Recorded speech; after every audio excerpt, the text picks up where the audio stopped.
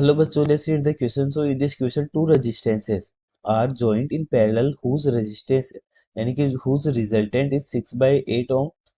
One of the resistance wire is broken and the effective resistance become 2 ohm. Then the resistance in the ohm of the wire that got broken was.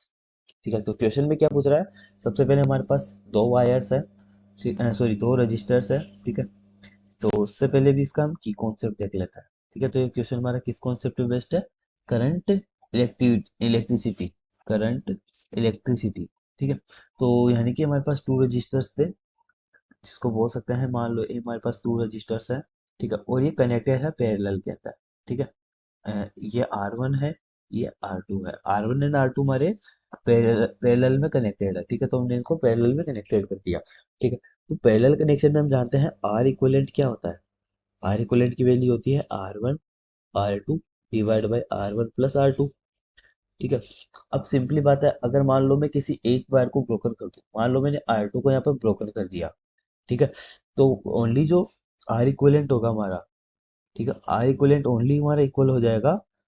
ठीक है, ये R1 के, क्योंकि R2 तो हमारा zero हो जाएगा। ठीक है, ये हमारा सिर्फ R1 के इक्वल होगा।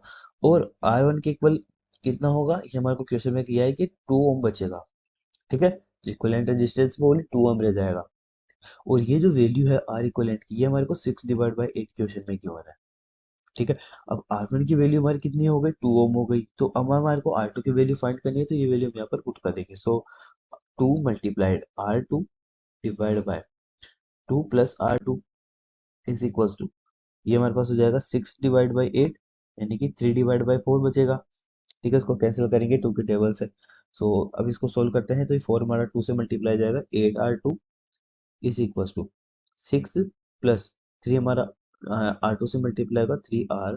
ठीक है, तो इसको सोल्व करेंगे यहाँ से, 3R2 हमारा इधर आ जाएगा। So 5 minus three, sorry 8 - 3 5R2 is equal to 6। तो R2 is equal to 6 divide by 5 ohm. ये इसका फाइनल आंसर है। ठीक है, तो R2 रेजिस्टेंस कितना हो जाएगा, 6 divide by 5। Option C is the correct. Hope you understand the solution. Thank you.